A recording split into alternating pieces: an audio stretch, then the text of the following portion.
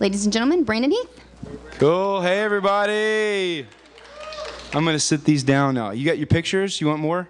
I think for me, maybe, I guess, this happens for a lot of people. I know I was talking to Mark Hall today. I guess the surprising part is that we're getting to speak to pop culture a little bit, you know, with opportunities to speak on the news. And I don't know. I remember 3 years ago, maybe it was 4 years ago, deciding if this is really what I want to do. Because writing songs can be really easy, because it's like you can rethink a line, but when you're speaking, you know, on the behalf of the GMA or our, you know, the many great musicians that are in this genre, I want to be really careful how I put it, you know, because I am so proud of my genre of contemporary Christian music, gospel music. But I would love to see us reach a wider audience, and I just wonder if what God is telling me to say and how I'm supposed to say it. So that's been one of the surprising things, I think. But I'm also thankful that God just keeps surprising me, because He does more with me than I thought that He would choose to. You know, like, I'm honored. So the video was filmed in Birmingham, Alabama, and the directors, the Irwin brothers, very talented guys, and we stayed up all night. We started at 10 p.m. and went on until 5 a.m. when all the flights had already come in, so we could get extras. About 125 extras showed up from the area, some driving as far away from Houston. There's a little boy in the video that was so cute, and he and his mom drove all the way from Houston to be in the video.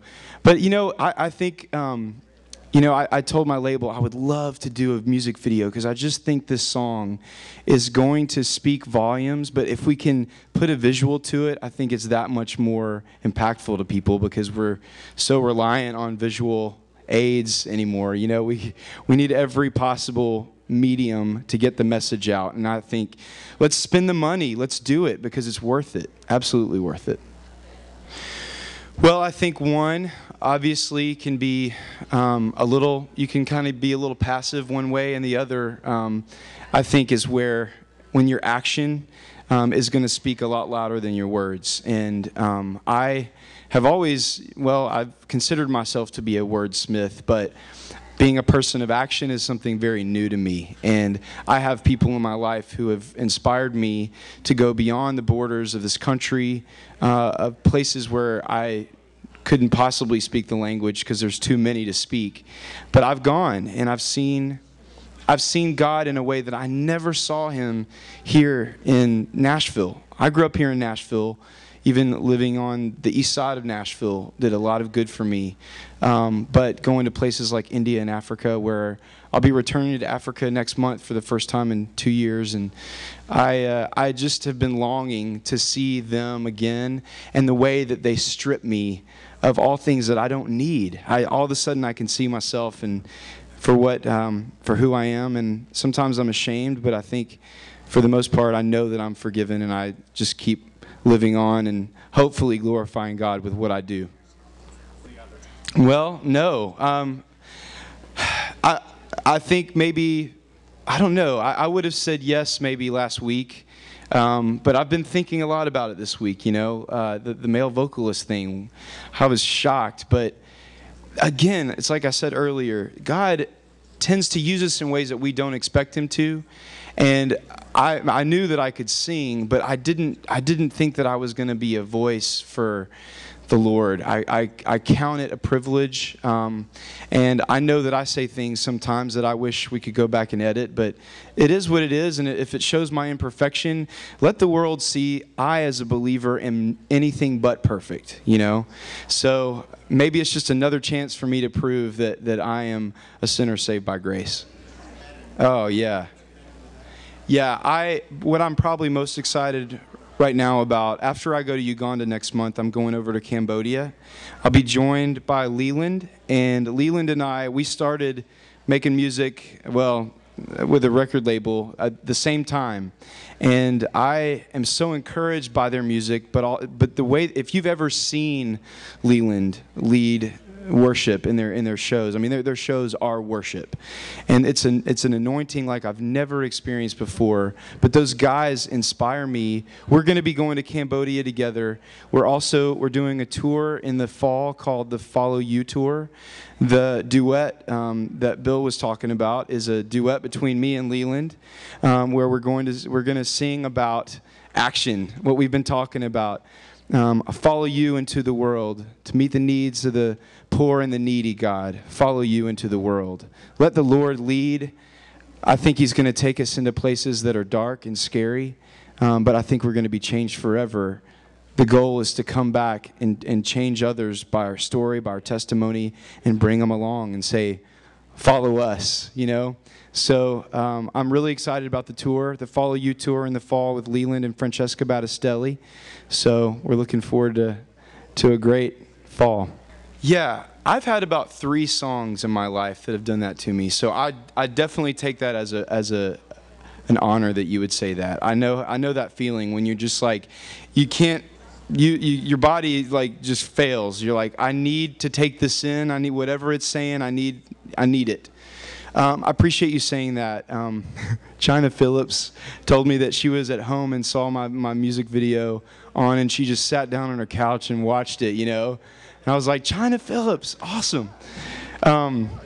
If you know, who knows who's watching television at that moment or listening to the radio? They're flipping through.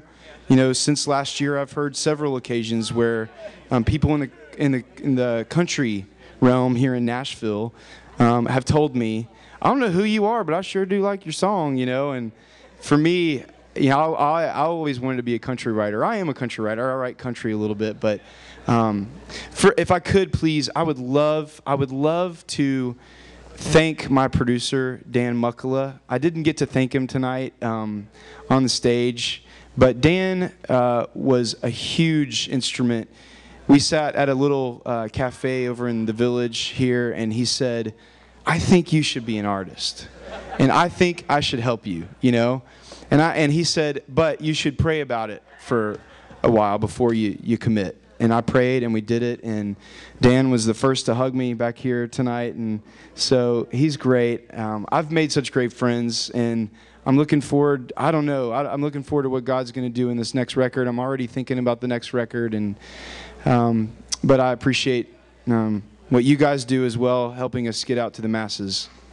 Well, I certainly felt a degree of responsibility, you know, to keep doing a good job, and thankfully I'd already finished my second record by the time I'd won a New Artist of the Year, and I was feeling good. I was like, okay, cool, we've got this great record to put out, and I by no means expected Give Me Your Eyes to do as well as it did. When Jason and I wrote that, we definitely knew it was a special song, but for the impact that it's had and the many weeks that it stayed on the charts, I think I asked my management if iTunes was broken because it stayed at #1 forever. I was like, please make sure, because this is just teasing me. This can't be real. But I think I'm coming to terms with reality, that any plans that I've made for myself, I know that the Lord knows my desires, but He has different plans, and those far exceed anything that I've ever imagined. Well, I saw the category. The question was the first thing that came to my mind thinking Vocalist of the Year, and I remember hearing everybody in the category singing, and just the vocal ability that so many people in gospel music have. And a lot of times it starts in church. You know, I think it's different than I expected. You know, it's not just that I can sing well. It's just that I am a voice, that I get to be a voice for what we are and what we do and who we stand for. So I think maybe I just take it with stride, and I'm going to start warming up more before I go out on stage. I never warm up. My vocal coach would kill me if she knew that. But anyway, yeah, I think it's more than I expected, man. And this year I'm sure I'll find out more. You know, I don't think I've ever really written for mainstream, but I did want to write songs that anybody would relate to. I know a lot of us do that. I think I would be lying to say I haven't hoped that some of my songs will get placement in movies and television, and I actually got a few this year, which is great. I just think any opportunity to plant a seed into somebody who's not expecting it, that's something that I love doing. I like being kind of sneaky, and I think that's a great way to do it. But I'm not afraid to think, outside of the genre, but I think for right now it's safe to say I'm focused on what I'm doing. I believe that, yes, I am writing songs for the church, but I hope that I'm writing songs for outside of the church as well. If you listen to my records, there's always a love song or two on there because it's something that I think about and I desire. Relationships are what we're made for, and that's what I love to write about. So